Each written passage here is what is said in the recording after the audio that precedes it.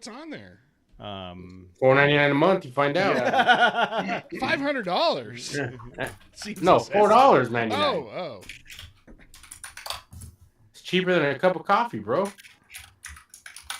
All right, are we live? Yeah, all right, there we go. There we go. All right. You'll be excited to know, Jose, I'm switching to black coffee now. I'm not doing cream and sugar anymore.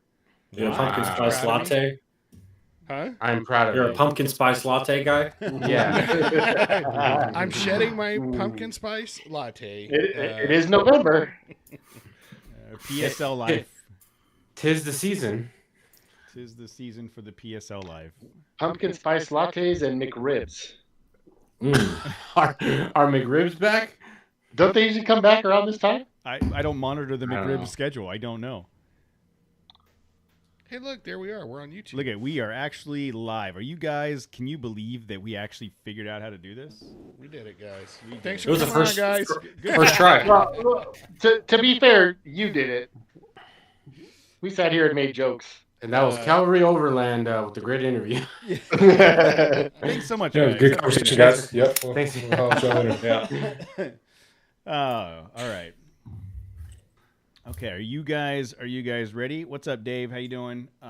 Thanks for sticking around 6 minutes. We're late. All right, Jacob, Brandon, Shannon, you guys ready? Good on mine. Yeah. Matt, Casey, Jose, you ready? Ready as I'll ever be. Which is never. Copy. All right. See. All right. 3, 2, 1.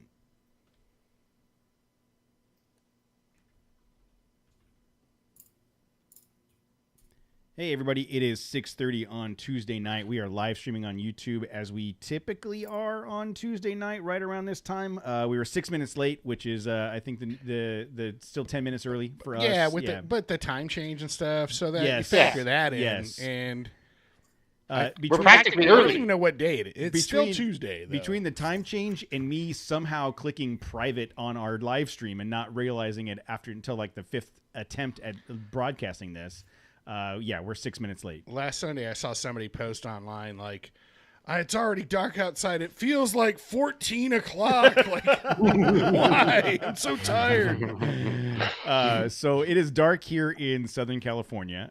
We are joined tonight by Jacob, Brandon, and Shannon from Calvary Overland. You can find them at calvaryoverland.com, on Instagram, YouTube, and Facebook at Calvary Overland. How are you doing tonight, fellas? Oh, fantastic. Thanks for having us. No worries. Thank you for agreeing to do this, and you will regret it soon. So is it dark where you're at? I don't know where you're at. Where you're at in the world? Yeah, so we're based out of Texas, and it's dark here. Yeah. It's not always as sunny as it is over on the West Coast, but yeah, we're dark on this side. No, yeah. You guys are all uppity because you won the World Series, I can tell. You're Yeah. looking at my Dodger hat. There you go. I thought I noticed, like, that, being from Texas. Did you hear they canceled even the school? The school district's closed for the parade and stuff, you know? Wow. that's how it should be done. Yeah. Everything should shut down, for a World Series. So kudos to you guys. Yeah, we won't have to worry about that in LAUSD anytime soon. Yeah. Well, and it's Or- closed down half the time. Like, who knows? You know, like, Yeah, LAUSD shuts down, but for all kinds of different reasons. Remember, I used to work for LAUSD. That's right. Back in the day. You did. Yeah. It's a very large district. So all three of you are in Texas. Are you guys all geographically very close to each other, or Texas is a big place? How far apart are you guys? Yeah, we're all pretty close to each other. Actually, Jacob and I are like 20 minutes away. Shannon's another 10 minutes away. So we team each other and help each other out for builds and maintenance stuff all the time. So Okay. Well, let's start with What part of Texas specifically? Yeah, so now- go ahead, Jacob. No, yeah. For folks who are not from Texas, we're close to Dallas, because you're probably not going to know any of the other cities that we're about to mention. But McKinney. I'm based out of McKinney. Hey, what? Whoa, there you go. McKinney, He's hold looking at on, a map. He's No, looking at a Time map. out. Time out. because Let me because start out. I cyber stalked earlier because I knew Waco. and we have some really Waco. good friends that moved from here to McKinney, Texas, and then recently just left. So Also, I have family They go back. in Burke Burnett. no, they ended up going Texas, to Colorado. so- Yeah, they went to Colorado. Okay. So yeah, I did see that you guys were in McKinney, and because of our friends that lived there, I was familiar with the city. So let's start with Calvary Overland. I mean, give me the rundown of what the organization is all about. Yeah, so at a very high level, we kind of have our hands in a few different pots. We started off as kind of a community-based organization that is still very much at the root of what we do. And so we pull the overlanding, outdoor, and adventure community in the DFW areas, and it's starting to expand. We pull them together for meetups on monthly cadences, for absolutely free events. The whole emphasis that we put there is on community, meeting the person next to you. We just use the overlanding and cool rigs as a catalyst at our events. We usually we entice people to come out with free food, free coffee. We do free giveaways. We have some pretty rad raffles. Free food. You might even get Matt to drive out in his Tesla. Hey, come on, there we go. Yeah. So yeah, that's kind of one of the things that we do. But kind of coming out of that, there was a need from the community with a lot of new folks, especially during the COVID. Spaces are coming right out of COVID. Folks who are really trying to get in the outdoors, but maybe had no background or no experiences to leverage that. And so we've had a few folks that asked, like, hey, when can we do some guided adventure type stuff? And we started that in 2021, and that's been growing pretty heavy for us. And then we've got a philanthropic arm to what we do as well. So our organization specifically, we do a lot of we do some conservation efforts, and then we do a lot of community impact things as well. So serving at the homeless shelter and working through our volunteers to really just expand the kingdom concept of community. So that's awesome. That is very cool. Mm-hmm. Yeah, we do nothing like that. Yeah, we're feeling what? Absolute losers. Yeah. I couldn't Sometimes even we go off-roading. I couldn't even tell you the last time the four of us went off-roading together. How did you three meet? I'm assuming the three of you guys are kind of the core of the group. How did you guys meet, and what's the background of your relationship? Yeah, Shannon, you wanna start off on that one? Yeah, sure. So about 2 years ago, my wife and I were looking for an overlanding style community to get involved with. And across my Facebook page, this little meetup in McKinney showed up. We're like, hey, it's not too far away from us, so we'll adventure out there and take a look. And that was the first time I met Brandon and Jacob. They were the original masterminds behind the first meetup that we had. And I was just lucky enough to be a guest in attendance. But Brandon and Jacob, they're the ones that originally started the Calvary Overland concept of meetups, and then they graciously invited me into the fold after that. Yeah, you say graciously invited you. They went, hey, we have a lot of work to do, and we need somebody else to do it. Look, I'm gonna be honest. I'm glad you're in line with that. Yeah, because he was at our first event, and we were like, holy cow, there's a lot of people here. Hey, Shannon, we like you. Hey, Jose, does that story sound familiar? It does sound very familiar. That's exactly how Jose ended up here. He was dumb enough. He's got a camera and stuff. He could probably help he was us out dumb with, enough to come to our Instagram. first event. We were like, guess what? We got a microphone. Come here. You're doing this now. Yeah, no, Shannon, don't let Shannon fool you. He's an all-star. We're super fortunate to have him join. But yes, we were. Brandon and I, a few months after our first meeting, were like, "Hey, bro, this is a lot. We need to get some more hands on if we're going to try and make this thing last." Yeah, I'm sure, especially when you guys add. I mean, it sounds like you've got not only the meetups, but the adventures, and then the philanthropic stuff. I mean, there's a lot of aspects there that probably need someone to work on, and hopefully we can touch on all that as we go. You said 2021 is when this started, when you guys first started your first meetup? Yeah. So me and Jacob actually went on our first trip in March of 21, and that's kind of where we reconnected, and we were going to the same church and stuff, so we reconnected because we both had rooftop tents. We're like, oh, we're best friends now. You have a rooftop tent. Do you want to go do karate in the garage? Yeah. And so we went on that trip, and we're like, you know what? Let's do a meetup. And so May 2021 was our first meetup, and then that's where Shannon showed up, and then it all kind of just dominoed from there. Yeah. when you planned that first meetup, was it just like so you could find new friends, or were you like, we're gonna start a whole organization around all this?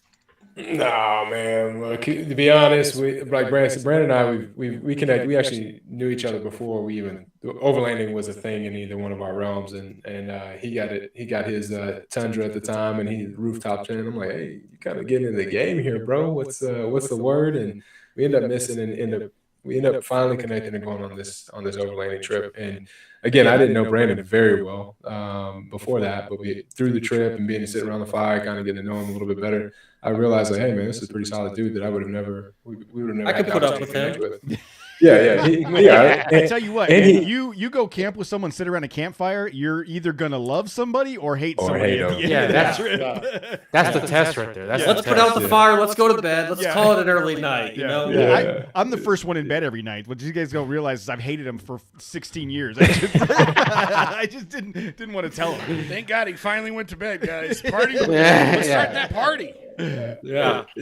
Brandon got the job done with the cooking, so I was like, all right, he can hang around. But Brandon at the time, he was like, hey man, what do you think about doing a meetup? And I'm like, bro, I don't have the time. I've got a lot of other stuff going on. I help, and I'm not going to play any significant role in this thing. And it was me, Brandon, and another buddy of ours who helped found Genesis at the time, which is now rebranded Calvary.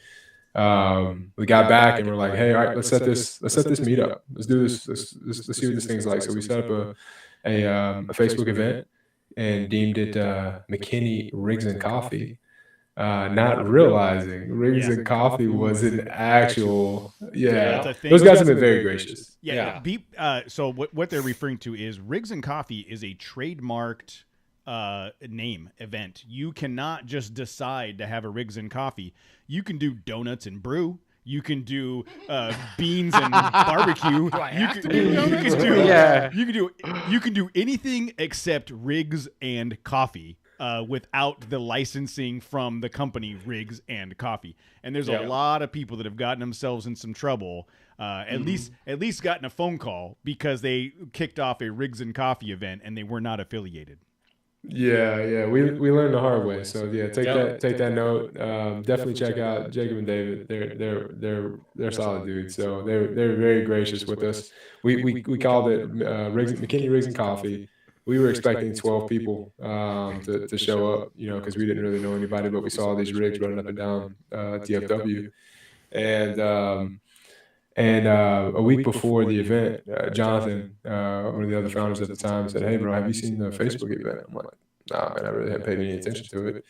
He said, man, there's like 56 people coming to this thing. I'm like, well, we should probably actually figure out what we're going to do. So we hopped on a call and ran up to, we hosted our first meetup in the church parking lot, which very conveniently was next to an Academy Outdoors, which is an outdoor style store around here. And I went in there with $60. Like, how much you got in your pocket? How much you got in your pocket? We went in there with $60. Got $60 worth of giveaways. Got some pastries and drinks. And man, first one went off. Went really well. Got to connect with a lot of different people. Realized there was an appetite for community in the overlanding space here in DFW, and then after that meetup, got the very very nice message from Rigs and Coffee saying, hey, I heard you did an event this weekend. So this is how much it's going to cost you. David was like, usually you can mail our check. Yeah. Thanks for the cut. No, but they like I said, we after that, I actually texted Brandon when I saw the message that, hey, we got to change the name of this ASAP. Yeah. But we connected with them and they're like, hey, look, you saw what you guys are doing. So somebody else posted and tagged us in it. We don't have a Dallas location.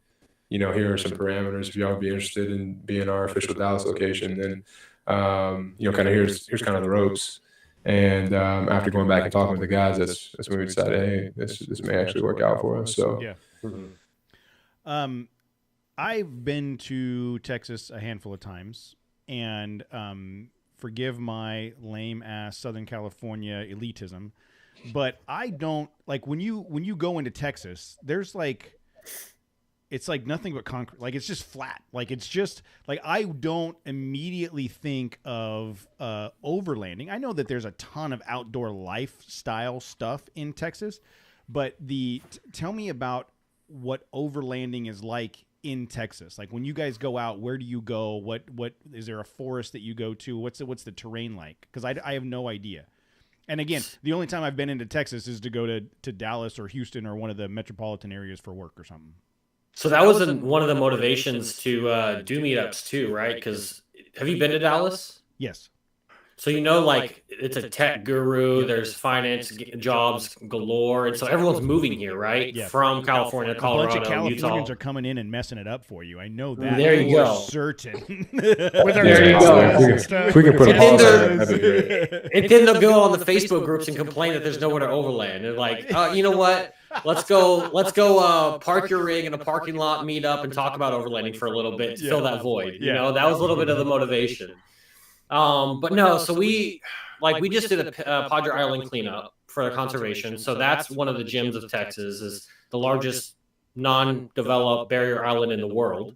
And then Big Bend, which I regrettably have not been to. So I got to go there. And then, we're in Dallas, North Dallas. And so we're only 2-3 hours from the Oklahoma border, which there's a lot of federal land right up there. So we get to explore a little bit of that too. And what's the terrain like? Is it very forested? Is it hilly? Is it sand? What's it like? Yeah, it's very forested. And then there's a little bit of rock in Broken Bow as well. And then you go a little bit more north, you get some elevation and some really cool like flat face pinnacles and stuff like that. So it's really unique, specifically in the Arkansas side. But there's a lot of cool spots that a lot of people don't think of when they think of Texas. So yeah, and again, that is sheer Southern California kid ignorance. It's just I've never been outside of the metropolitan areas of Dallas. I've never you don't see it as a at least in my head, I don't see it as a place to go overlanding, but I'm sure there's a lot of space there. And to your point, you've got a lot of adjacent other states, but Texas is so goddamn big. It's just there's got to be something to do in Texas. You know what I mean? Yeah, it's weird. We're the second largest state, but I think we only have like 1 or 2% public land available. Yeah. So we have to visit all of our neighboring states in order to get that adventure, piece in. So like Brandon was saying, Arkansas and Oklahoma are our closest neighbors that have 2 amazing national forests. You get the Ouachita National Forest and then the Ozark National Forest. And there's some really great trails in those locations, some epic camping sites. And, I grew up actually in Missouri and not realizing the beauty that actually existed in Arkansas. Like I used to, make fun of them and stuff all the time, all the stereotypical stuff. I was going to start making fun of like Oklahoma and Arkansas, but right? Go on and finish, and then I'll. Oh no, you're good. Yeah. all the stereotypical jokes, from like college rivalries and everything else. But once you get into Arkansas, like there's some flexing going on as far as the natural beauty that's going on, and just the overlooks and the mountain terrain, and just the technical aspect of getting to some really, really cool places to camp. For real though, I did drive across the country, and Texas is just like a freaking blur. It's 3 days of just you finally get into like New Mexico, like I was in Texas this whole time. Like it's just crazy huge. But you're right, as far as like Arkansas and Alabama, I just remember like some of the Southeast was really beautiful. The like rolling hills and the forests, it's a lot of it was just very thick and lush. We don't really see that out here. I don't know. If I want thick and lush, I just look across the table and I see I see you, and I'm like, wow, that is thick. That was Matt's nickname in high school. Thick and lush. Thick and I've had lush. so many nicknames. Yes, you have. None of them are good. Most of them are good. So as far as the overlanding, you said like in 21 you got the Tundra and the rooftop tent, and like what was your each of you individually, what was your experience with off-roading and outdoor camping and that kind of stuff prior to getting together and starting this group? Yeah, well, for me, I've been married for like 26 years, and so we grew up as children together. We got married at 18 and 19, and I was gonna say, are you like 70, dude? What yeah, happened? 70 so You look way younger than that. So I was camping all the time for entertainment, right? Because that's what you could afford to do when you're 19 years old or 20 years old, making minimum wage. 50 years old. 50-year-olds, yeah. Working your butt off. I was camping very often. Like we'd go out about once a month somewhere in the state of Texas or Missouri or wherever. But it was always state parks for us. And then there was one particular evening that we're camping with our kids. They're not participating very well. You know how it is when you try to set up a ground tent and things aren't going as you've planned in your head, and no one's participating the way that you think they should. Mm-hmm. And then just you can start to cut the aggravation in the air with a knife, and then all of a sudden there's this other white Toyota Tacoma. It wasn't Brandon, but pulls in across from me, and it's got this tent on top of his truck, which at the time I didn't know what it was, and then he just like flips it up, and then all of a sudden he's pulling out like a hammock, and then he's making a fire, and I'm still trying to put the damn poles in my tent, and we're like 45 minutes into this thing. And I'm just like, I don't know. We just stopped. We paused. We obviously gawked at the monstrosity of a moving apartment across from us. And we're like, what is that? And how do we get more of that in our life and less of this frustration? And so my wife and I, we went on this like tangent of a rabbit hole, just trying to figure out like, what is rooftop tenting? How do we, and then through that, we learned that there's this whole community called overlanding. I'm like, what? You can camp outside of a state park? Like, it was like, I didn't even know. Like, 'cause again, we didn't have like, national forests and stuff like that in Missouri that I went to anyway. So that was just completely foreign to me. So then we went down the rabbit hole, and then COVID hit. So we bought a Jeep Gladiator, outfitted it, and then we've been kind of out in the forest ever since. That's awesome. That's going to be my next question. Yeah. Is like, what do you, what else are you, each of you tell your story, as far as how you got into overlanding or whatever, but also like, what are you currently driving? Yeah. Yeah, I'm Shannon. still driving the Gladiator that we bought in 21. So I've got a pretty decently outfitted Jeep Gladiator that is very, very capable of getting me all the places that I want to go see for sure. Yeah. So for me, man, I grew up outdoors. I played sports all my life. Man, my mom, when she would, I grew up still in the age where my mom, when she'd ground me, she'd say, "You can't go outside." Like, didn't take away any kind of game systems or anything. She's like, "Hey, you just can't go outdoors." But I grew up, I grew up in the summertime going out to my grandmother's house, and we did a lot of camping out there, and we grew up and riding horses and all that kind of stuff. And so the camping stuff was really something that was just kind of natural. We enjoyed being outdoors.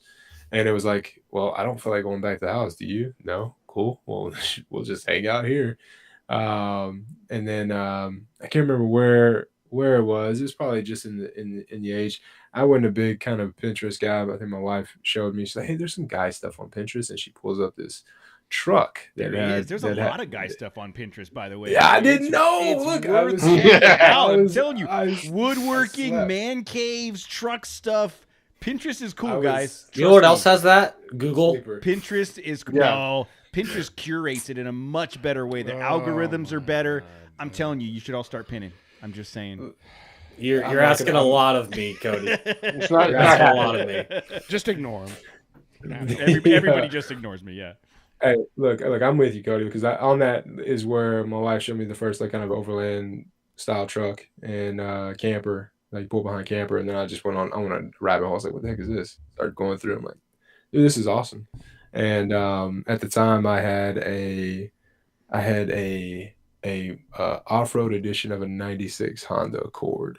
Yeah, those possible? are super capable. They came with that very Very rare. Yeah, Very rare. super, Very rare. super- you had to order Yeah. those from the factory with that kit on there. Mhm. That's right. So I was like, yeah, I got to get rid of this thing, and start. Yeah, start at that getting- point, Pinterest is the least of your concerns. yeah, this is the There you game. go.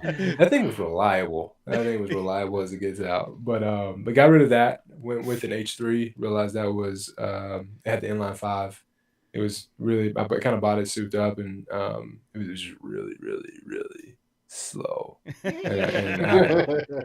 Look, getting on these Texas freeways, you can't do that. All right, it's just kind of a cardinal rule. So right now I sold that and bought a 2011 FX4 that's decked out. That's my overlanding rig, and that's still what I've got today. Okay. The F-150 FX4? Yes, sir. Oh, nice. Ford Yeah, man. he's got it. Good man. He's got it blacked out. It looks really nice. Good It's like man. a stealth vehicle too. Good man. Yeah. He knows what's up. Come on, Cody. I feel like we're gonna end up teaming up by the end of this call here. There you go. Y'all go sit in your room and do a Pinterest board, okay? we don't There's a lot of Ford stuff on Pinterest. I'm just saying. Yeah. We'll go camping. Y'all say That explains a lot. There might be a reason why he stealthed it out. That's all I'm Yeah. saying. You know, Go makes sense go, to me. go pin each other. Yes. Yeah. There you go. All right, Brandon. What about Yeah. what's your story? What's your background? Definitely not as long-winded. It's pretty much just grew up with my grandparents going to state parks all over the place. Every single year, my family took two vacations, one to Padre Island, camping, not South Padre, North Padre, and then we went to Broken Bow, and we did the Beavers Bend State Park, fishing, hiking, and then my uncle would take us off-roading and stuff like that in the national forest, and that's kind of where it stemmed from, and then just got the Tundra, and I was like, oh, wow, I need to get a rooftop tent because, like Jacob said, I wasn't a fan of sitting down for 45 minutes doing poles. So, but I mean, I don't know. I'll try sitting down doing Pinterest for 45 minutes. I don't know. Oh, it's so exhilarating. You'll love it. It ain't gonna beat the 45 minutes you spend on Facebook anyway. So Yeah. Might as well be. Yeah, y'all act like y'all are tough. Y'all ain't tough. y'all are intense over there. We never said the word tough. No. But you did say Pinterest. I didn't say you I'm know, tough. I'm just tougher than you. Okay. Tougher than Pinterest. So you guys all have similar backgrounds, it seems like, and then you at roughly the same time found this overlanding thing and came together and started that. Tell me about how this has evolved to when we first got you on. You were talking about all of the different facets of the organization. How did it evolve to that point in a short period of time when it started with let's meet some people in the parking lot? Like what was the progression of the organization? Was there progression, or was it jump off the cliff because we're all too ambitious? Hey, that's still progression. It's just very, very quick. Yeah. I don't know, Jacob. You wanna try to take that one on? Daddy will take care of it. Don't worry. About Okay. Ooh. Man, there's a lot. There's a You brought You up know- the Pinterest thing. Pinterest. Or- I daddy, know yeah. he's defending himself now because he feels bad. Okay. Well, thank you. No, look, we started at the community aspect, right? So the meetups were like that we did that for I think 4 or 5 months before we kind of ventured off into the overlanding like guiding space. And that was really because it was a community in need. Like we were at these meetups and people were like, hey, where do you guys go? And we're like, hey, we go out here. And they're like, well, how do I get out there and do the same thing? And me and Brandon and I at the time were sitting down, we're like, hey man, like you've been out to Broken Bow, you spent so much time out there, you did a great job. Like my first time in Broken Bow was being led by Brandon out there. He was kind of the eventual lead when we took our maiden voyage there out there from a company perspective. And I was like, how do you feel about like kind of leading an adventure? And Brandon's like, dude, I'm game. Like I've got all these trails. I think I got enough that we could make something happen. And we pulled that first one. Brandon really put all the effort into to organize it, curating it in a way that's going to be. It's not going to be just you just out there willing with your buddy. Like you just pull off a dirt road and you just guys go. He really curated the sites, knowing where we're going to go, and then just really try to create those experiences. Our mission at the end of the day is to strengthen the overland and outdoor adventure community through events designed to connect people in deeper relationships. So those last two things are really super important to everything that we do with Calvary. And he knocked it out of the park with the first one. And then it didn't take very long for people to be like, hey, when are you doing the next one? Because we're on board with that. And so that's kind of where we dovetail from doing the community thing to guiding the overland trips. So How many trips do you guys do a year? Brandon? Yeah, we do 3 different trips, right? And so we do the retreats, which is weekend trips. We do adventures, which is around 4 to 5 days, and those are a little bit farther.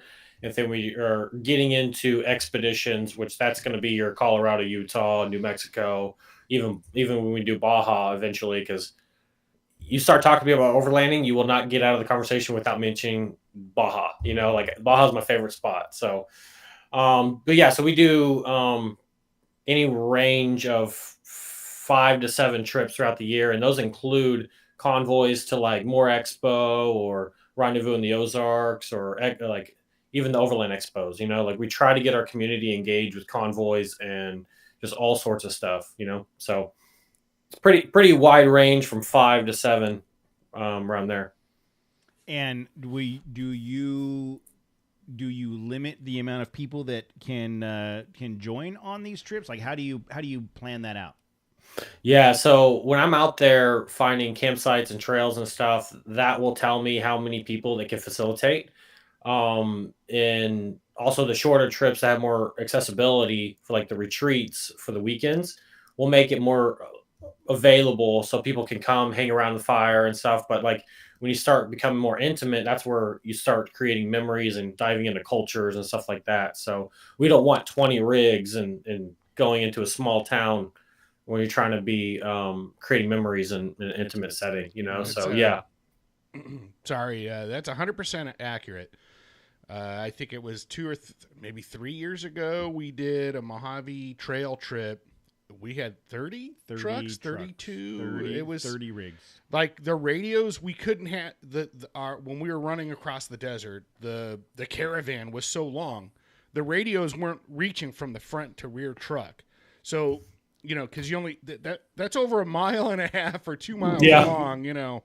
And then when we did get to camp, because that's typically a 2-night thing, 3 days. We go through it kind of slow, but there were so many people. It was like, oh my God, I hardly spoke to you, like us as the podcast or the hosts. We hardly even saw each other. There were so many people. It was hard to make that kind of those. I'm going to say intimate connections, but where you have personal conversations with people, and it's multiple conversations over a few days. Yeah, I remember sitting at the fire one night at Razor, so the second night. Yeah. And the circle was so big, like you couldn't have a conversation with someone on the other side of the campfire. You had to, like, you could talk to 3 people on the left and 3 people on the right, and that was it. Yeah. Yeah. And you almost have to do your rounds to meet a bunch of people instead of like talking to one person. Oh, this is my new adventure buddy, you know? So, yeah. Exactly. Yeah. Yeah. That's I mean, it's a lesson learned on our end. Ever since then, we've said, okay, now we're going to limit it to. And we've had 2 trips since. Yeah, it has been a lot. It's a lot of work. It is. Well, so let's talk about that from a logistics perspective. It's a lot of work, and I got 3 of you guys here on the show. How do you guys distribute that workload when it comes to planning meetups or planning runs or planning whatever?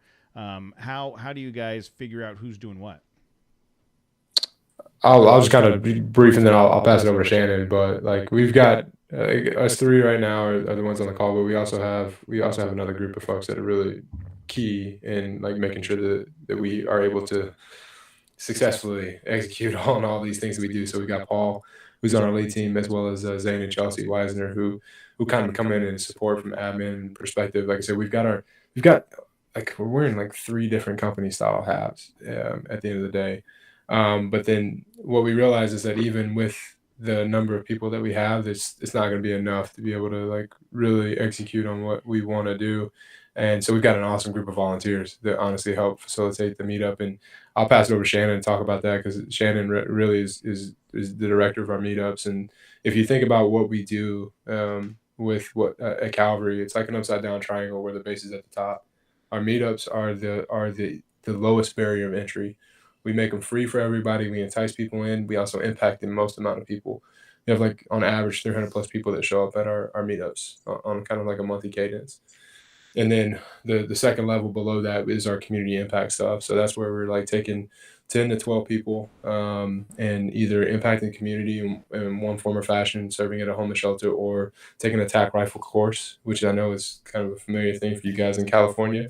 We can do that here, but we're spending. I've got a hell of a slingshot. I mean, I don't know that it. it's the same. Hey, look, hey, you got to work. You got to use with what you got. But That thing better be California compliant though. But yeah, we spend 8 to 10 hours with each other, kind of through that community impact stuff. So it's an extended opportunity to get to know the people around you, and then our adventures are that's the deepened relationship portion of our mission, where we're with you for 4 days. You're with the people that you're traveling with for 4 days, and we're getting to know y'all. Y'all getting to know us, and I mean, coming out of that and then getting back to our meetup, it is really like seeing family. Like you're like, hey, Cody, how's it going? It's like, hey, bro, come here, get a hug real quick, and like it's a family thing. But like I said, I'll pass it over to Shannon, because Shannon really does a lot of the hard work to make sure that that wide net that we cast from a meetup perspective is really thorough and thought out. Yeah, so like Jacob was saying, this when it started 2 years ago, we had 50 people show up. Now we're hitting over 300 on every single event that we have. So in order to execute that, to make sure that everybody feels welcome, and it's not just, you guys have probably been to some car meets before where everybody's got those clicks and you feel like you can't engage in a conversation because everybody kind of already knows everybody and they don't want anybody else in their little circle, right? Well, those are all clubs, and we consider ourselves a community, not a club. So everybody's welcome, regardless of what you're driving today, or what you're, you might have the fanciest rig that's in the parking lot, or you might have, Jacob's Honda that he was talking about earlier. It doesn't really matter where you start. It's just, come in, you're welcome. We serve everybody like free breakfast tacos when you show up. So that's the first thing. You register. You're getting free giveaway tickets like you would at some of the bigger expos and some of those rallies and stuff you see across the country. We give away really good stuff. We spend a lot of money and time trying to find stuff that people need for their adventures, and really making sure that they get some cool products, or a chance to get some cool products for free. And then we've partnered with a coffee company, and they provide all the coffee, as much coffee as you can drink on a Saturday. And you just keep refilling your cup until they run out of coffee. And so it's really, none of that is possible without our volunteers that Jacob mentioned. We have about 20 volunteers that we kind of go through. We have some people who keep coming every single month. Like we have, those regular volunteers that really help us execute this. And so they all kind of have a spot that they're very comfortable with, they're familiar with, whether it's parking detail, whether it's safety, whether it's, the greeters, if you were like the Walmart greeters, they're making you feel welcome. So we want to make sure that when people are coming to our events, they have multiple interactions with people from Calvary so they feel welcome. And then from there, we can introduce them. We have vendors that show up and sponsors that show up. So if there's somebody's talking to us like, oh, I need a new suspension. Oh, let me get you over these guys. They're suspension experts. Like I can tell you what I have, but it's not going to be necessarily what you need. So let's get you to the people who have the right answers. And so we just kind of walk them and introduce them to the subject matter experts at our events as well. So, but yeah, that's really the opposite. That's like the opposite of us. We would just come up to your rig and then just start making fun of it, or just we're just rude Californians. But I'm sorry, go on. No, we still have those puns and stuff. I mean, we got the Toyota and the Jeep jabs going back and forth, but good. It's all fun. It's all in jest, just to make sure people are having a good time, and we can laugh about it. Where do you guys typically meet up? So they're all over the Metroplex right now. Our title sponsors get the opportunity to host events at their locations as long as their parking lot is sufficient to accommodate at least 300 vehicles. So that's going to be changing in 24. We're still working out the logistics of that, but right now, if you're a sponsor, you have the first opportunity. Early on, we had some really great opportunities to meet at the local Cabela's parking lot, and then we kind of outgrew that parking lot for the space that kind of had coned off for us. So we've been very grateful for our beginnings there, but then now we're kind of spreading across the Metroplex because we found that, you guys said Texas is big, and yes, it absolutely is. But if you're familiar with any large city, to try and drive 40 minutes across, the Metroplex to go to an event becomes very cumbersome for a lot of folks, and so you're missing out on an opportunity to connect people. So we try to spread it across the Metroplex. So you're getting from the Dallas side to the Fort Worth side to the north. We haven't been much to the south of the Metroplex yet. We keep getting requests there. So maybe in 24, a sponsor from that location will raise their hand and come in and help us out for that. But. And the Dallas traffic is no joke. I mean, it's not California traffic, but it is a lot. It's still it ain't like you would imagine driving through cornfields. It's a downtown city with I don't know, cornfields. I don't know why. Like, it's not Nebraska. First, you're bragging about like our traffic, and then there's cornfields that I don't know. you have to dodge. What? What is this? Clearly, geography is not my. You know that I'm not very smart. Agriculture, I'm not a smart person. My Well, point you know, being- because they grow a lot of corn out in the desert. I don't know. Anyways, Exactly. can we move on from the corn comment? I agree that was dumb.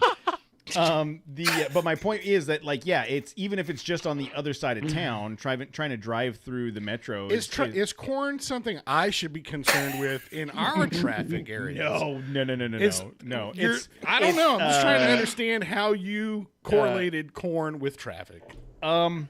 I didn't correlate it with traffic. I correlated it with driving Dallas. through cornfields as though it's a wide open plain. Yeah, when I hear Dallas, I dude. think of corn for some I reason. don't. I do now. I do now. Well, the Dallas Cornhuskers. I mean, that's well before they were cowboys. They had to first grow the corn to feed the cows, and then they became geez. cowboys. Oh, I'm pretty man. sure. I'm pretty sure that's how that worked, right? I mean, you guys all drive tractors, right? Like, Look, again, I'm not a We smart ride person. horses to work. Yeah, I'm not a smart person. I don't know things.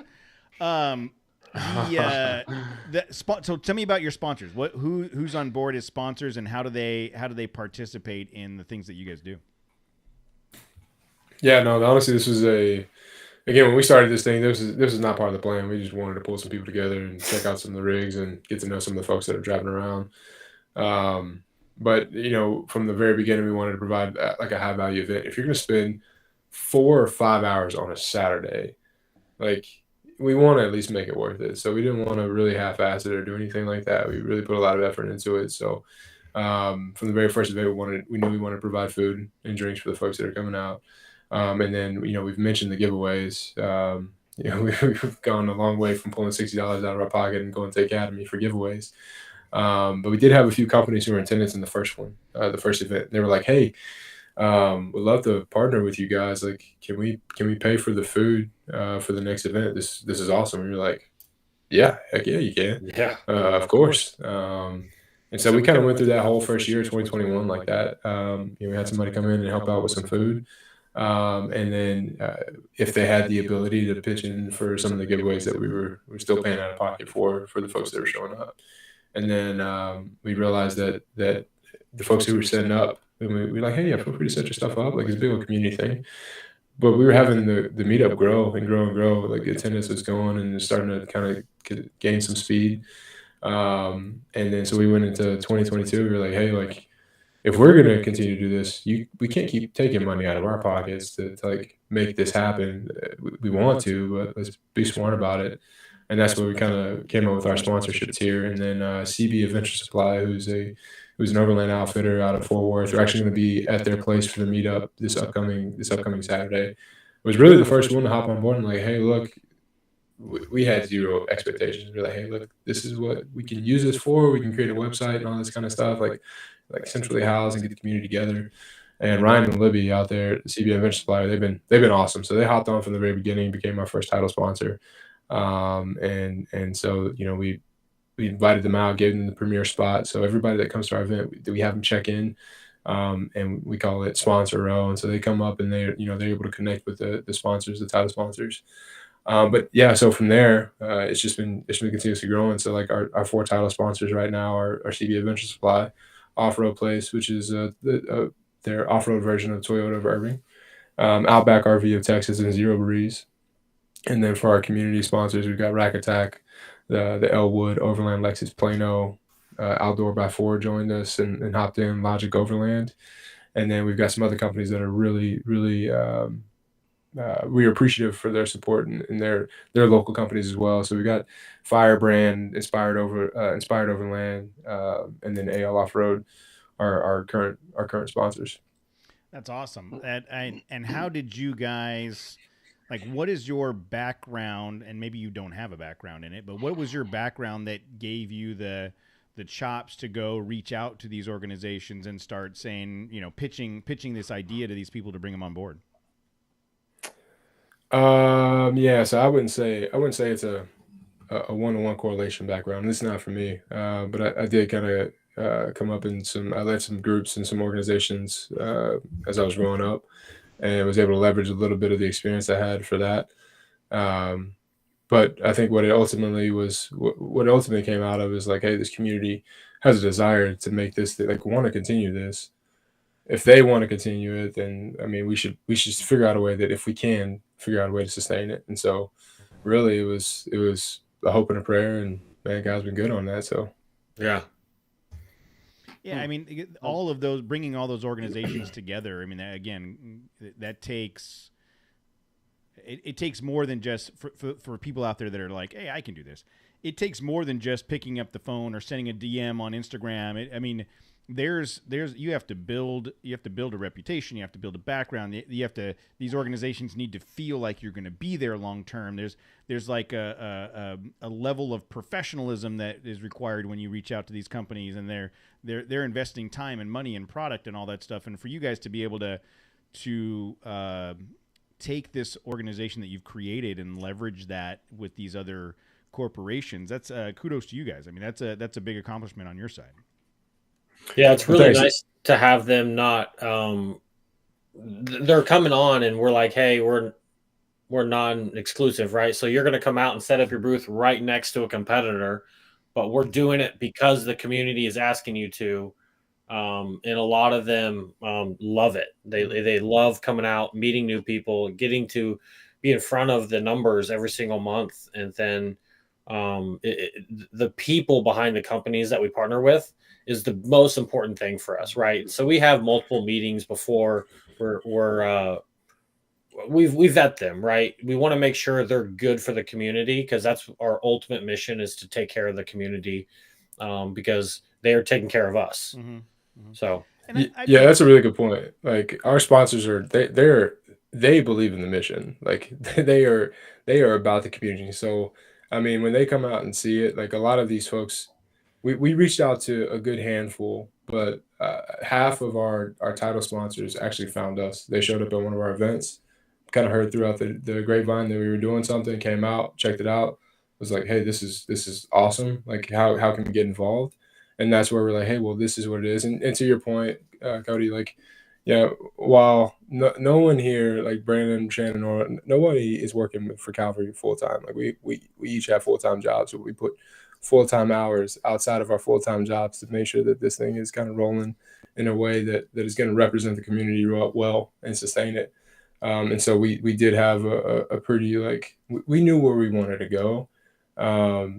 Just the route to get there, kind of like our adventures, maybe not always defined. You got to be flexible with that. And so you may hit an obstacle and you need to double back and make a different route.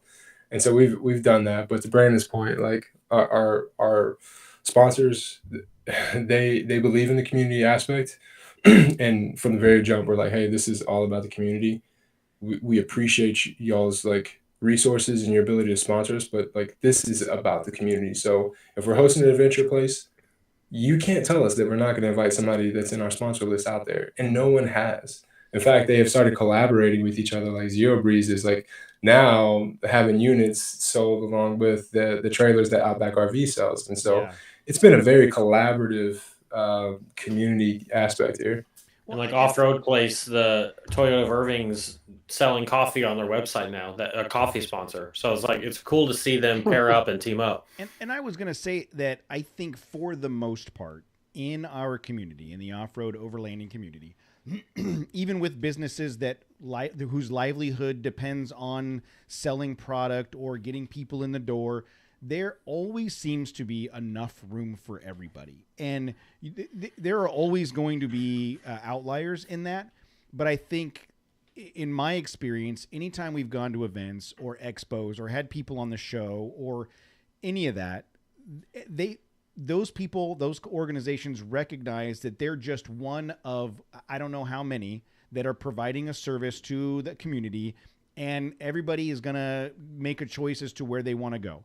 And I I have always appreciated that about the off-road and overland community, that yes, there's competition, and yes, people want to get as much wallet share as possible, but at the same time, it feels like everybody wants everybody else to be successful as well. Mhm. Yeah, there's that saying, the high tide floats all the ships in port, right? Yeah. And that's very much what the community has been like. We have had a few though, like to Brandon's mentioned, like where if it's like if your moral compass is opposite of the community aspect, the mission we're driving, we don't need your money. You can't just throw money and be like, hey, I'm gonna jump on this thing.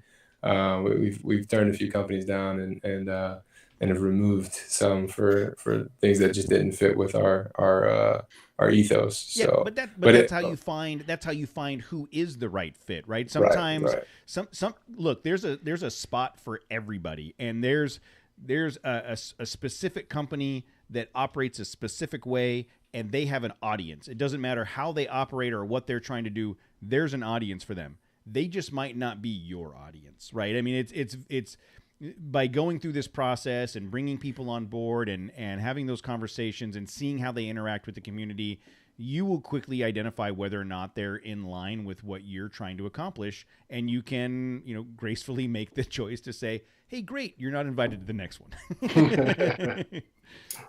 I mean, we've had some of those experiences, and not a lot. No, not a lot. But again, that's why I say I think it's an outlier thing for the most part. They were Chevy guys. Yeah. They were Chevy guys, and you know what? Everybody knows we're that divas. I used to have I had a few Chevys. And we can be divas sometimes. That's all. Everybody sometimes? knows that the Sometimes Chevys are not viable platforms for off-road vehicles. I hope you're listening, Chris. I don't think Chris listens to the show anymore because I kept bagging on the Chevy. But again, I think as you continue building that stable of sponsors and community participants and all that, you over time will vet out the wrong people for your organization and end up with the right environment, right? And that's for every group, and there's no right formula for that, right? Whether you're an off-road group or an overland group, as you start doing these kinds of things, it all kind of works itself out, and you'll find like-minded people that share the same thought process and commitments that you do. And I'm glad to hear that you guys are finding the ones that are right for your community. We've been very fortunate. So with the community and the 300 rigs that come to your events and the limited amount of space you have on your trips and stuff, what kind of things that you're not doing today do you want to try to expand into and do tomorrow?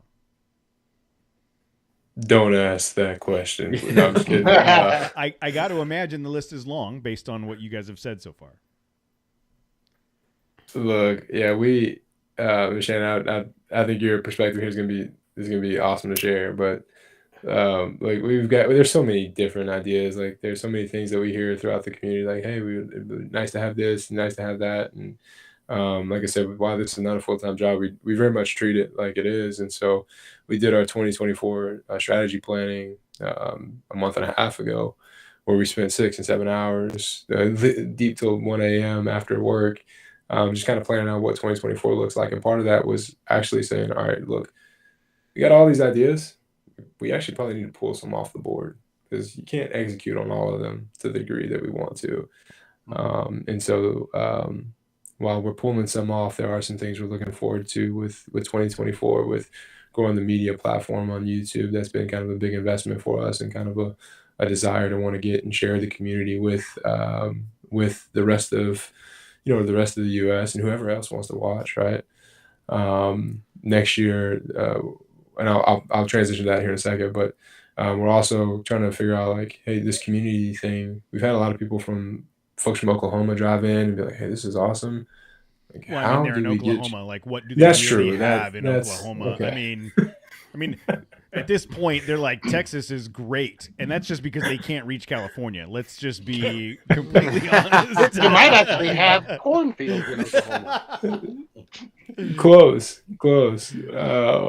But they've come in and like, hey, look, how I'm trying to figure out. We've been doing this for now a few years, but our turnout's just not the same. Like, so we're just trying to figure out ways that we can expand the community and allow other pockets of people to experience, not necessarily our brand. We tell people every time that we do this thing, Shannon, Brandon, and I, and Paul, and the rest of our team, we're not Calvary Overland. The community is, and so when they show up, it's like this is all about y'all. Y'all connecting with each other, not just y'all are not just here to connect with us. And so just really trying to figure out how to expand that. But for next year in particular, our meetups are going to be the biggest probably dynamic change that the community will experience. And so I'll let Shannon kind of talk a little bit on that. Yeah, so we want to obviously keep growing the community, right? Right now, we average about 40% new people at every event who haven't been to a Calvary anything before. But we noticed that we're not retaining the other 40% from last month, like, because the idea is for them is, oh, if I miss this month, I'll just catch next month's meetup. Well, we want to put a stop to that. We want people to come out in bigger droves. So we are going to go from 12 events to about 5 next year. And in doing so, we're hoping that with a scarcity becomes a higher demand.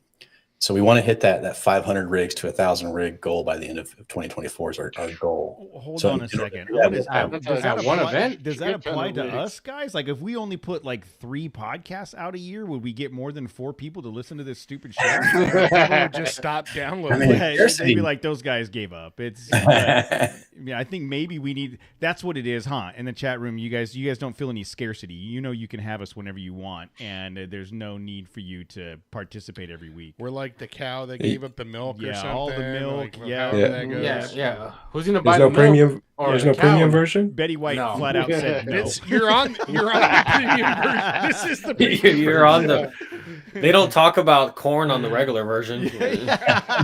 We do, just in a completely different light. We talk about gummy bears. Yeah, we talk about all kinds of stupid stuff.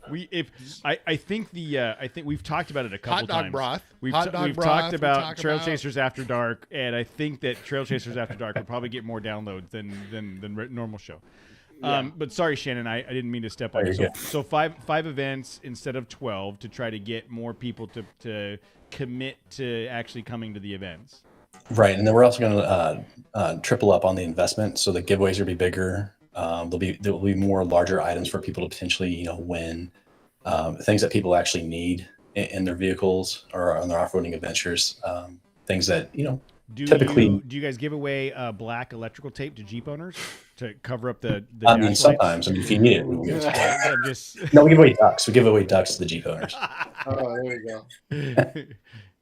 But no, like whether it's a diesel heater, we've got rooftop tents we're giving away. We've got bed racks we're giving away. So a lot of high dollar, value items that we're trying to give away. But then we're also trying to focus on kind of expanding into like having like kid zones, right? Things that are like family friendly, whether it's like gigantic, Connect 4 for the kids or bounce houses and things that just want parents to bring out their kids. And so they know their kids are able to kind of, You want me to bring my kids? I was going to say, do I have to bring my kids? No, absolutely not. You don't have to, but right, but I think that's the downside for some folks because they're like, I'm sorry, Shannon, I'm stepping all over you, but is there a warning zone where those kids will be so I can you'll see quarantine off? This dad's trying to get away from kids today. Let's go look at some cool trucks. Okay, cool. There's the kid zone. Yeah, and then we also want to focus on bringing like a serving element to each thing. So whether that's bringing cans in to help the food banks, or this time of year it's Toys for Tots. Bringing new toys so that we can deliver those to those organizations. So each event will have like a philanthropic element to it as well, in addition to being a lot larger and just a lot more invested into that. Very cool. Very cool. Well, and let's be real. Like part of it too is sustainability. Like again, we bounce legit. We're on a month-to-month cadence. We're talking like 3 weeks in between events, and that's just from the meetups. So like we get into the season like October, where we had like the end of September to beginning of October, we led our pins camp and conservation effort. We only had 1 weekend in between that before we ran into like running down for our next meetup. And then after that, we had rendezvous. So like we get into these seasons where it's like you get to a point of burnout. And like I said, the team puts in a lot of work. It is not just, hey, show up on a Saturday and come hang out kind of thing. There's a lot of effort that these guys and the rest of our team and volunteers put into making these things the highest quality that we can. So sustaining that and spreading some of that out, which is going to allow us to actually get back out and go out and run the adventures and run our own expeditions and do the stuff that we enjoy doing, which is kind of being outdoors. Yeah, 100%. Anybody that's tried to put on events or runs or whatever knows that there's a lot of it. To do it correctly, there's a lot of effort that goes into it and a lot of pre-planning and a lot of anxiety and a lot of all that stuff. And I would 100% agree that if you're trying to do that every month on top of the other things, at some point you're going to break. And it's one thing if that's your job, if you got 40 hours a week, 50 hours a week to dedicate to it. But when you're already doing 40 to 50 hours a week on your job and then trying to put 40 hours to 50 hours a week on this, eventually, for me, you get to a point where you're just like, I can't do it. Yeah. We can all agree, like, jobs are done, though, right? Oh, 100%. As much as I like my job, it's still, I would much rather not have job. Yeah. Less job, better. So it sounds like you guys have put together a. Sounds like they had something planned this weekend. What was? I think you guys mentioned something. Yeah, we have our November Rigs and Coffee coming up this weekend. The November what and coffee? No, We're the official. now. So We're official now. Oh, Yeah. props to you Yeah. guys. Yeah. Oh, awesome. I'd like to say we're the biggest rigs and coffee in the country, but I don't know if that's true. I don't know if that's true or not. Go ahead and We're say in it. Texas, so it Just has say to it. be. We're not going to fact check it.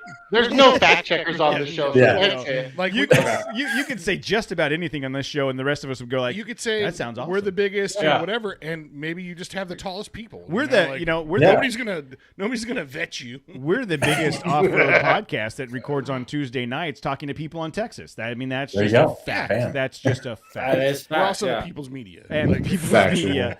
And as long as my mom listens to this show, we'll get 12 downloads. I promise. All the devices. All of the. I've got 6 computers, so I download at least 6 times. Yeah. Well, I was going to say it sounds like you guys have been able to really establish not only the community. I mean, that's obvious, but you guys have been able to establish a team of individuals that are putting in the effort, all in alignment with the goal, and I think that's how you're achieving some of these things is just the pulling together your resources and working together to reach a common goal. And that's super impressive. I think, to your point, we talked about having real jobs and real lives and all those other things, and to be able to still pull off all of this stuff, man, that's pretty awesome. Mm-hmm. So the base operations is right around the McKinney, Texas area, but if there's anybody that wanted to be involved or volunteer or find out where to go to meet up with you guys, what's the best place for them to go find the information? It'd probably be our website. Yeah. Yeah.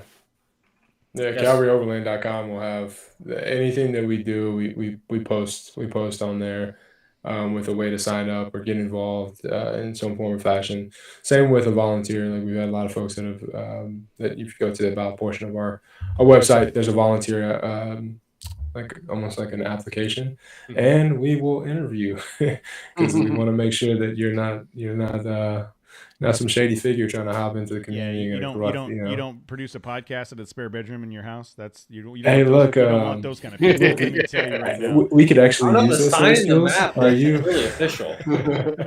You don't want those kind of people. I'll tell you right now. They're shady as hell.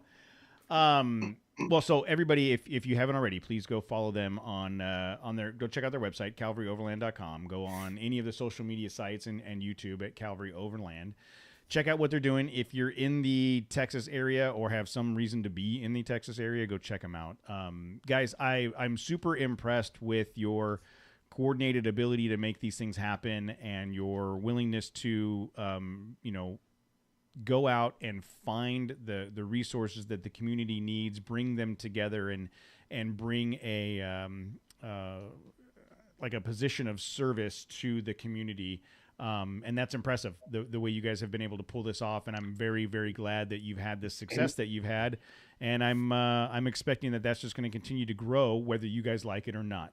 in a short period of time, too. Yeah, in a very short period of time, it's going to get even bigger than it is now, and you're going to start having that question: which one of us is going to quit our job first? So I'll let you guys fight amongst yourself to determine. Rock, paper, scissors, spot. Rochambeau. I think we already have that solved. Okay. Well, then can it be me? Can I be the first one to quit my job? I'll tell you right now. But no, guys, really impressive. It's been a great conversation. I hope it inspires other people in other parts of the country to do some of the similar things that you're doing. And we look forward to seeing you guys grow and do more. Is there anything else you want to impart on the listeners before we let you go? If anyone's in Texas, come swing by. We would love to see you. I am not in that way. Yeah, we would love for you to come out to the. I want to show you all the cornfields. Okay. If they're listening to the show, they need a hug. That's all. They're only they just need some community. They need a community of support because they're sad enough to listen to this show.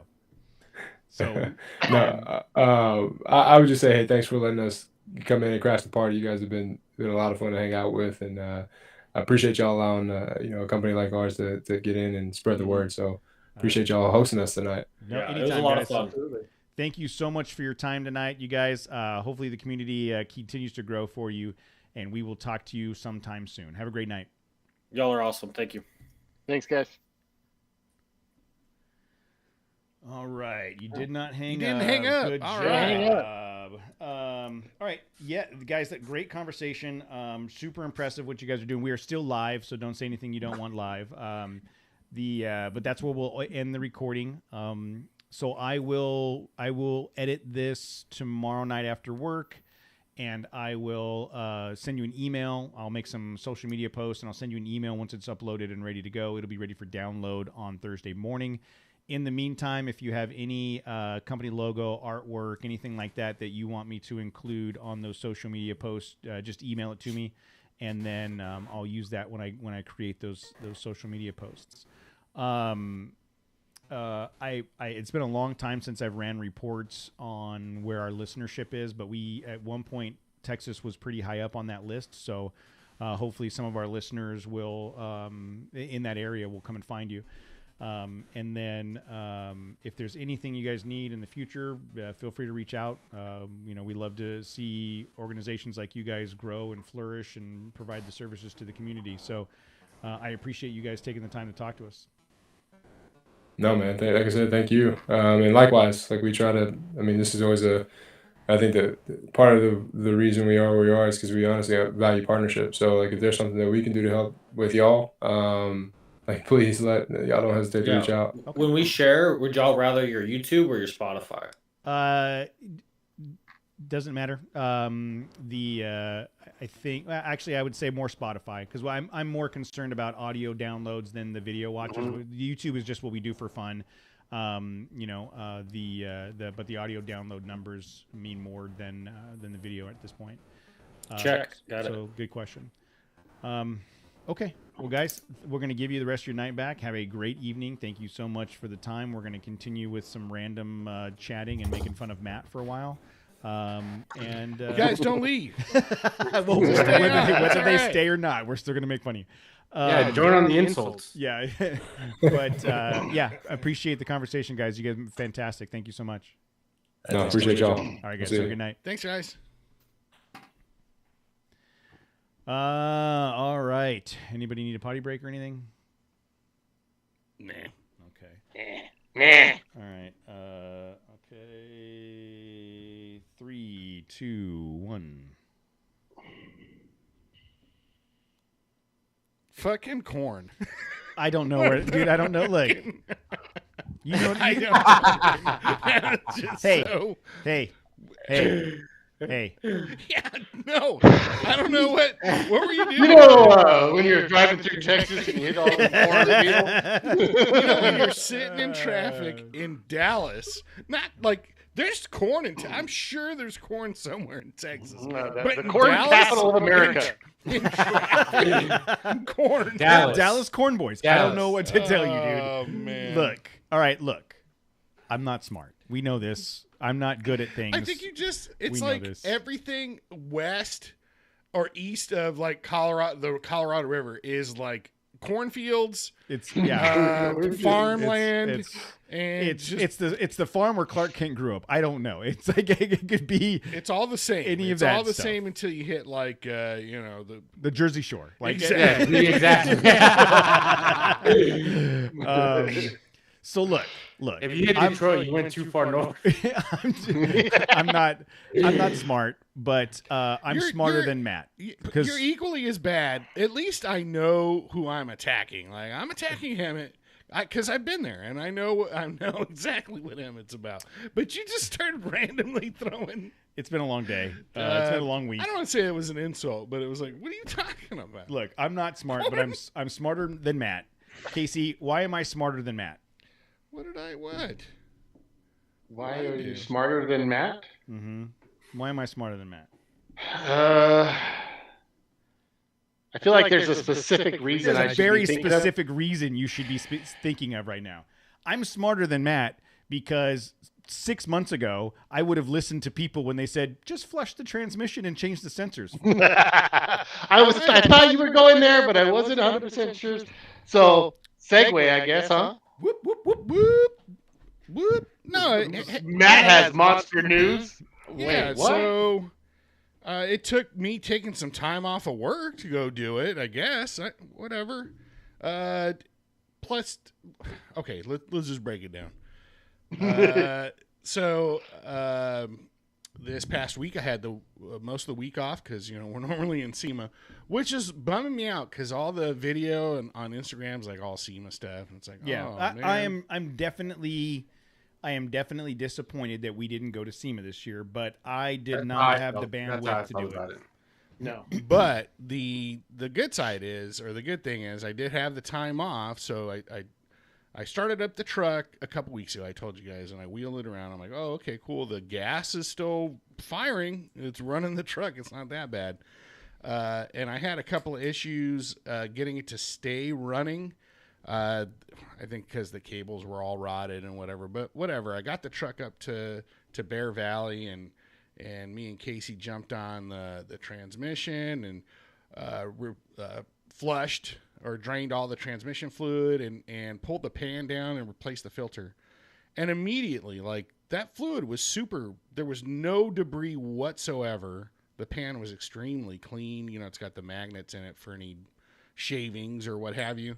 Nothing. So it was I mean, pretty it's a little obvious. bit dirty, and it kind of smelled a little bit, but not that bad. But okay, it was transmission fluid. It's with Matt's 100 truck. Would you expect it not to smell a Yeah. little bit? it had 130 hard, 130,000 hard miles on it. Yeah. So it was like, okay, I'm confident the transmission is fine. And then Casey got up deep into my engine bay. He had both hands back. Woo! Elbow deep in a fist fight. And with that Matt's- fucking and thing. I was holding the Fun flashlight box. for him. Yeah, I was holding the flashlight for him, just like watching, like, where are you putting those hands? Like, why you gotta have both hands? But replace the 2 cam sensors and the crank sensor, and that all in all, like 2 or 3 hours, we had it knocked out. Started the truck back up, and I wheeled it around the neighborhood there around Bear Valley, and we got yelled at by some old dude. I'm sorry, I got yelled at by some old dude. He was like, he came out into the street with his hands up, like, He was "Slow ready the to F fight." down." Yeah, he was ready to fight, and I was like, I was gonna like pull over and just taunt him, like, shut the fuck up, you old prick, like. Go back to. I'm in a truck. Actually, I can't. Yeah, I don't want to go down the things I was gonna say. Let's not. But Yes. yeah. But I had Casey in the car, and I was like, I don't know, maybe that's his friend. It's Big Bear. It's not a lot of people there. Casey probably runs into that dude all the time. And if I don't say anything, and he runs into him, he can just say, yeah, that was some horrible customer we were working, So, we kept driving. But either way, Casey, thank you for helping me out. And Corey, of course, for letting us use the lift and everything. It just made things so much easier, because I don't have the space underneath or anywhere to like confidently crawl underneath my truck, with jack stands and stuff, because my driveways have got an incline or whatever. But doing a transmission service, trying to drop the pan on your back on the ground is like, oh no, it was for like the birds. super simple, like because the filter, all the screws on the filter were like different lengths. So it was so much easier just to pull the old filter. I mean, in hindsight, like it probably wouldn't. I don't want to say it wouldn't have mattered, but I'm like just stressed out. I put each screw like in the old filter as it went, whatever, or in the new filter, blah blah blah blah. And it was nice because it was just right there. They had the nice the drainage pan or whatever that you could lift up. They're professionals. It's over amazing what you can do with the right tools. I mean, it just 100%. No matter whether it's woodworking or mechanic stuff or construction, it's when you have the space and the tools and it makes everything easier. Yeah, that whole job had the potential to be a full day, like in a driveway. Oh yeah, if we did it here, You know it would what have I been a mess, Yeah. right? Because we would have had transmission fluid all over the place. I got enough of Jose's fluid in my driveway. I don't need your Whoa! shit. I was gonna say, where did he drop his fluid? Leaky ass fucking 28 I got year old Jose's piece of fluids. shit parked in front of my house. Oh man. Did you get a new battery for it yet, Matt? No, I'll probably pick up a battery this weekend. But my intent is to start driving it like every other week. Take it to work just to make sure that it's burning through the only thing I'm concerned with is that it had that old gas in it, and it's still. I filled it up, and I still have like 3/4 of a tank, but there's still some of that bad gas. So I'm gonna just make sure to drive it on a regular basis and just keep it fresh. I don't know that it'd go bad that quickly though. Well, but there's also that it was a long time. At AutoZone, you can get that octane boost / fuel injector cleaner. I've used that stuff a couple times in old Jeeps, and I feel like it provides some benefit. So it probably wouldn't hurt to throw a jug of that gas stuff. treatment. And A jug of that stuff in there, and let it burn through. Just to give just kind of blow it out. Yeah. I mean that was Give it the blowouts. Yeah. You know me, dude. Just blow it out. Or you could just Ferris Bueller that shit, lift the back end up, put it in drive, and let it run. Oh, shit. That's true. For those of you that are younger than 38, Ferris Bueller's Day Off is a movie, and you should go watch it. It's classic. It's one of the best. Yeah, and then probably the most impressive thing. So I pulled it. Thanks, guys. I really appreciate it. I'm gonna take off, and I got two lights down, and then this effing engine light came on. Like fuck. So I wheeled it back. Like, hey, I don't know what's this all about. And Corey comes out with the Snap-on scanner. Like, oh my god, They're legit. Oh yeah, that thing is badass. yeah, They're that's legit. like, yeah, no, that was the most impressive thing. Like, holy shit. And we were able to see that, it was an O2 sensor that was bad, or it was just showing fault. So, ideally, probably like the old fuel, or just because it was sitting. Yeah. Or maybe the computer's just recalibrating, whatever it is. I think it had a lot to do with the motor not running exactly right while it learned the new sensors. 100%. And so Corey's like, but it could also be because of the crappy battery, though, too. true. So he was like, do you want me to clear it? Yeah, go ahead and clear it. Is there anything else that you're seeing while you have the scanner on there? Nothing. So no, again, that was another concern. And I briefly mentioned this when I got here. Like, I took it to AutoZone after I came from the dealership, and it had a torque converter code. So I was like, oh, fuck. That's the reason why they're saying the transmission's bad or whatever. And so now it's like, I don't know because I've talked to a lot of people now about error codes and things that happen. Sensors go bad, and maybe the computer's just stupid. And I reference like controls, like you know how I have to deal with controls at work, you know, for HVAC, and how complicated like the sequence of operations and the way things, like the logic tree that things go down to like pick up, you know, to oh, well, this must be this, like the logic tree or whatever. And it's like, you know what, the dumb computer probably doesn't know. It's either, I've come to two conclusions. One is the dealership put that freaking code in there in case I took it to someplace to check it, and shit, it is the transmission. Or, you know, the truck just didn't know any better. This is what I think it is, you know, like it just, there was a bad sensor. It was, you know, because 3 different people have said, yeah, my truck did the same exact thing. And I just replaced these sensors and then it was fine. So I think one of the sensors was bad. The computer just went through the logic and went, yeah, torque converter, like just picked the first thing that, you know. Yeah. And that was my thing from the start. Cause I was like, there's nothing's plugged into the torque converter. Yeah. There's no sensor. There's no way for, unless you open the transmission, there's no way to actually tell if the torque converter is bad or not. Here's, as an ex-programmer, here's what to your point. Do it. The system goes through and it says, okay, it's only going to house a certain number of alarms or errors or whatever. And it's going to go, if it's this, then this. If it's this, then this. If I'm not sure what it is, it's catastrophic. Like they're gonna default.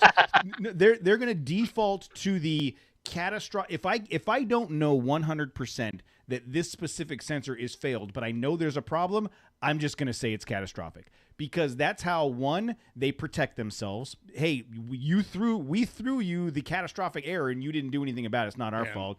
And then 2, the dealership looks at it and goes, man, catastrophic error. I don't know what to tell you. It's going to cost this much. Remember that Ford Explorer we had for 2 days? We bought. Oh, that's right. So literally, Tammy and I. It was like the S model, right? It was like super nice Ford Explorer. I was really excited about it, and it threw this code, and the code was imminent failure to drivetrain. Take to dealership immediately. Wow. Like that, it literally That's said 2 days. 2 days. 2 days, after. yeah. And so I took it back, and they were like, "Do you want me to clear the code?" I'm like, "Absolutely not. You're going to give me the money back." Are you kidding? But do you want me to clear the code? Yeah. It could have been something. I don't give a shit what you do with it. You take this piece of shit back. It absolutely could have been something small, but in the logic tree, it says, I don't know what this is or this is, so I'm just going to throw the most catastrophic error I can think of to get them to the dealership. So here's just thinking about it. Where do you think that truck is now? Because they clearly cleared that code and then sold it to some other schmuck. Yep. And CarMax cleared that code, when it's probably just this, changed the oil filter, and then they shipped it out, and somebody drove away on it. And they've been back to CarMax 14 times to get that code cleared because it won't ever go away. Or the drivetrain exploded. Yeah, but it wasn't going to be me. I 100% wasn't going to be me. Like, do you want me to clear the code? So Matt, are you going to give back the Tesla now that you have your truck running? There's no the Tesla still. I'll get clowned for this, but the Tesla, the car payment, the savings in gas covers the car payment. So, let's give that back, and then I'm paying $600 in gas because I don't know if you guys seen, gas is super expensive right now. Mm-hmm. If you're it's over $5 a gallon. If you're a 7-Eleven rewards member, man, you lose 11 cents off each gallon. It was like $4.80 something today. So no, somebody asked me, because I was all excited at work today, telling everybody my truck's fixed. What are you gonna do with the Tesla? I'm gonna keep driving the Tesla. It's I haven't paid for gas. The first time I pumped gas in 5 months was going up to Big Bear the other day and filling up the truck. Did you forget how to do it? No, I figured it out. But now it's like I'm very much aware of all the scams where they scan your card or whatever, those little fake. Have you seen that? Yeah. Yeah. Now it's like, oh man, I'm back. I'm back in that realm again where they can get me. Right. Swiping my card, stealing my codes. So no, that's the so again, driving the truck for the first time for any length of time, going up to Big Bear and back. Dude, the Tesla's like so much nicer to drive every day. I mean, it's just night and day. That truck is super loud. I mean, I got the newer tires on it, but it's still like wah, and the steering wheels, like fighting me the whole time. Which is, there's a lot of action there, but more action than you've seen in a long time. There's a lot of action there, and it probably does help keep you awake early in the morning on your way to work. It definitely doesn't have the steering wheel. You can't auto drive that shit. You have to hold on to the steering wheel the whole time. That's right. Yeah. Matt's gonna be driving. His Nissan's gonna drive right off the end of the road, and be like, "What happened?" He's like, "I don't know. I put it on autopilot." You have to use your brakes in it too, like because if you let off the gas, it just wants to keep going. That's crazy. So spray that thing down, get rid of all the cobwebs that were all over it. Well, I mean, we sprayed it pretty good. But no, it does need to. I do need to get into take the power washer out and get into that, clear out the spider webs and the. You have 2 of them, right? Power washers? No, one was a gift, I think, at this point. Yeah, I got a nice one. So. You talking about my dad's? you still have my dad's pressure washer? No, it's his. I got one of my own. Yeah, but you still physically possess my dad's pressure washer. He has my pressure washer. I bought another one. Oh, that's okay. Yeah, that's right. He washed down the house like 5 years ago. Up in Big Bear, like, oh, I'm gonna stain the house. Can I use your power washer? Yeah, shit, yeah. And then, I don't know. A couple of years went by. I was like, I don't know. It's not even worth. It's not even worth going up to Big Bear. Let's go to Costco and get another one. That's funny. Well, glad that you can't be a real man unless you got a nice power washer. I'm gonna put that out there. I don't know. If you're gonna fight off, I have a pretty good power washer, and I'm still not a real man. It's an electric one though, isn't it? I don't have one, so what does that make me? Yeah, I wasn't gonna mention your lack of power washing abilities, Jose, but you brought it up. I mean. You're single. Like, you just go get one. Just go. Yeah, but I don't have fucking water. I don't have a hose outlet here. There's no excuse. That's no excuse for not having one. Just be like, can I come over to the house? I just want to plug in my pressure washer. And how you gonna have women over and not brag about your power washer? Is that how you got my sister? Was like, hey, that's right. I rolled out. I got a pretty cheap power washer. You know me PSI this baby puts out. That's right. She's easily impressed. It was like, so I went to his house. He meant actual power washer. Like, he washed my car. I thought it was a euphemism this whole time. He was so adamant about power washing and he was talking about the high pressure that you're gonna feel. Well, a lot of volume coming out of that hose. So he's picking me up Friday night again. Well, Matt. I'm glad that your truck is up and running again. When are we gonna get it in the dirt? So we're talking Thanksgiving. There was a conversation. Somebody said something about the weekend of Thanksgiving, like Friday night, Saturday, Sunday, or something. Which I am down for. That's going to be a very, very busy time at work. So I'm kind of expecting to work on Friday. You guys are. We're already having multiple conversations about ramping up and how many people and what the schedule's going to look like and all that stuff. I don't want to jinx myself. This is real wood, right? Yes, it is. Okay, so it's 100% plywood. That's woodish, dude. I took like 3 days off last week, and you know how it is. It's like I'm probably gonna have 500, 700 emails. The world's gonna be on fire when you get back. There was like. First, I have a PE, which is great. Daniel's great. That's a project engineer. Basically, that's Matt's assistant, his secretary. He's awesome. High five, Daniel. I don't know. You probably don't listen to this, but I hope not. I hope nobody from any of our Pan jobs Pacific, listens to this show. They don't. But I got in, and it was like 130 emails. I'm like, okay. Like, surprisingly, things have kind of slowing down, and I know why, but it's like God, just looking forward to the holidays this year, like some time off, like just let's deflate things a little bit. Let's go camping, guys. Yeah, I think I'm in this new role. I'm in the opposite direction. It sounds like it. It's so heavily Holiday e-commerce, and, Black Friday, Cyber Monday, right? So I've Got to get them shoes. got to get them shoes. So my expectation is I'll be working on Friday. At least that's my plan right now. So as it gets closer, we'll see what my availability is for the weekend. But I would love to get out into the dirt for at least an overnighter. Yeah. Have you guys seen that thing that said, "Dear Black Friday, we all got flat screen TVs. Put the groceries on sale." Yeah, groceries and gas and anything else. But I think it would be nice to get. It's been a while since all four of us have wheeled together, camped together.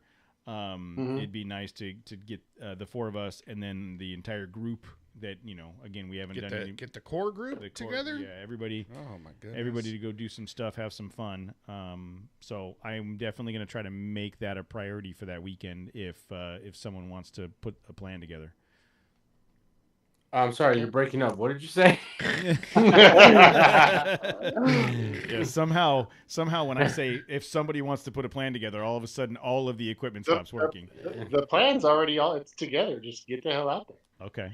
Good to know. Anything else other than Matt finally reviving White Lightning. Frankentruck? White Lightning is back.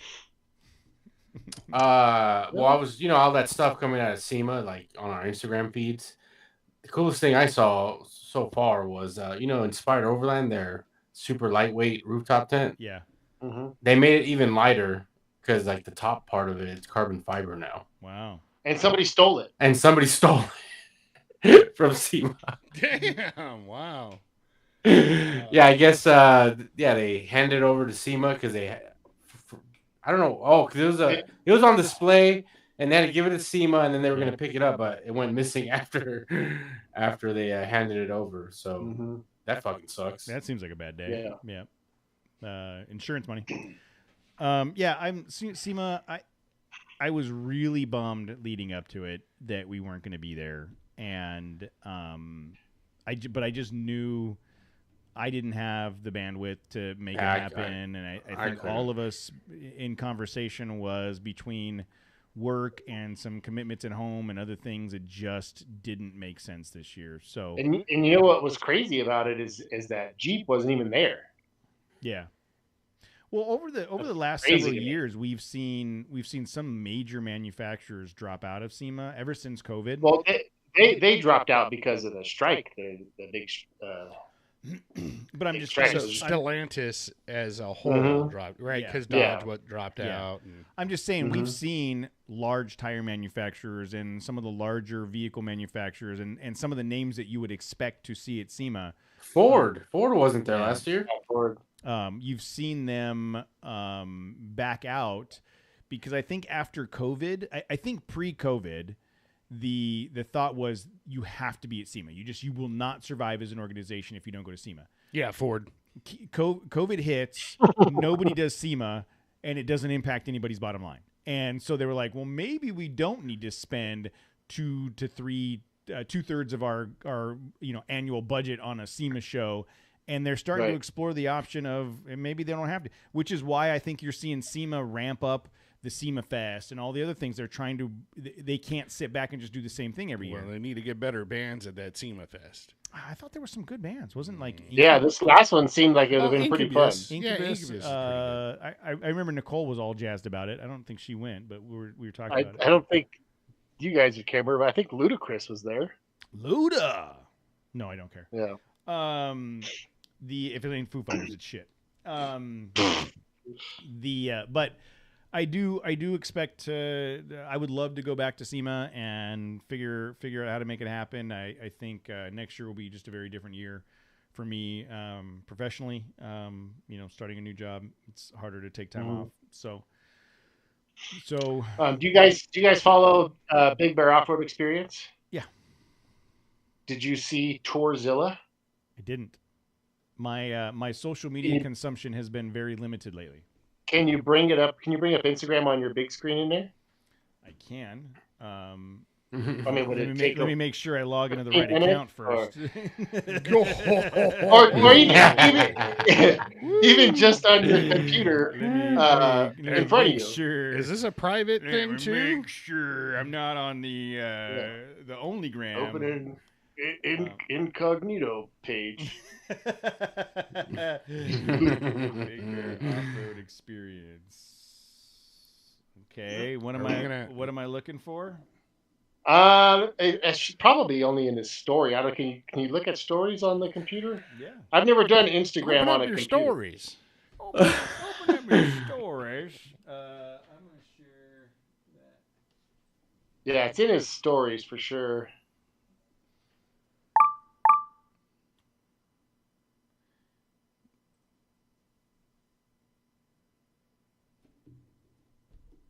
It's thinking about it. Stories are dumb though; they go away super quick. Like people will tag us in stories, and I won't see them for 2 days, and they'd be like, "You can't open that anymore; it's gone." Why is it so slow? So not that one. Can you go to the next one?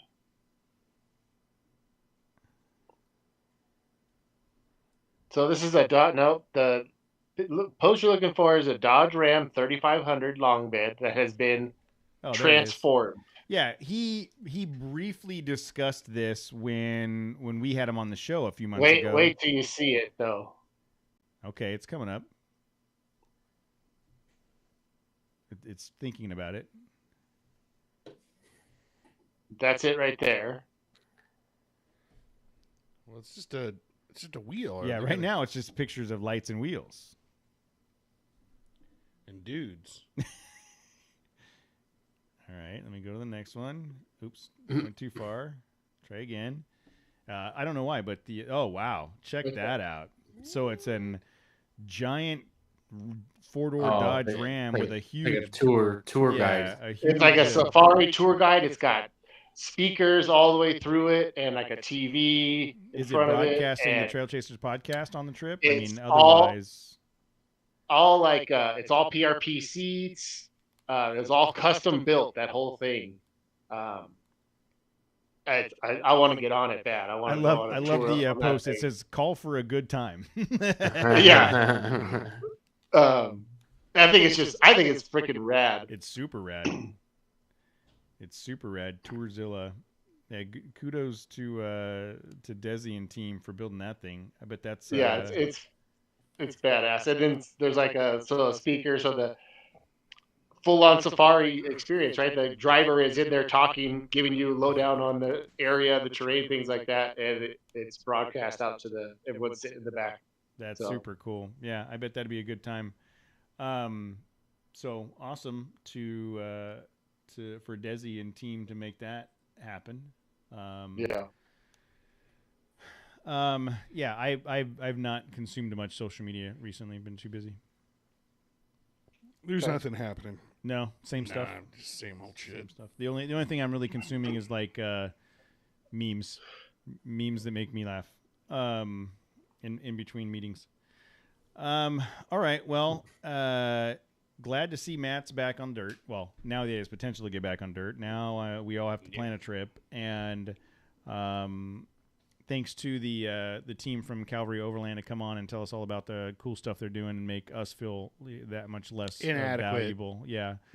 Inadequate. But that's pretty much everybody we interview at this point. It's been obvious that they're better than us.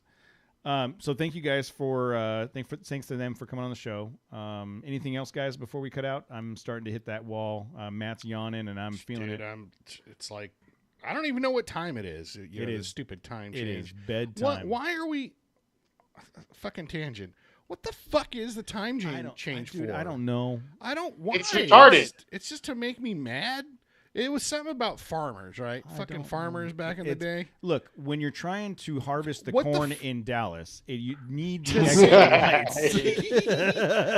maximize sunlight, I believe. What, the sun still comes up, and it's the same. The days are the same. Wake your ass. Change your sleep habits. I am no time Farmers.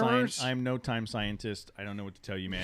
I don't have You're control not of a the time situation. scientist. I'm not. Can we? I get hate it. I hate it getting dark at 5 o'clock or It's the 4:45, worst. whatever the hell It's it the is. worst. Can we get a time scientist on the show and No. explain it for us? No. If I found one, I'll. Yes. Well, okay. You cool. you I'm gonna- contact someone at NASA that's gonna a Google time time scientist, scientist when I get and we home. will interview them.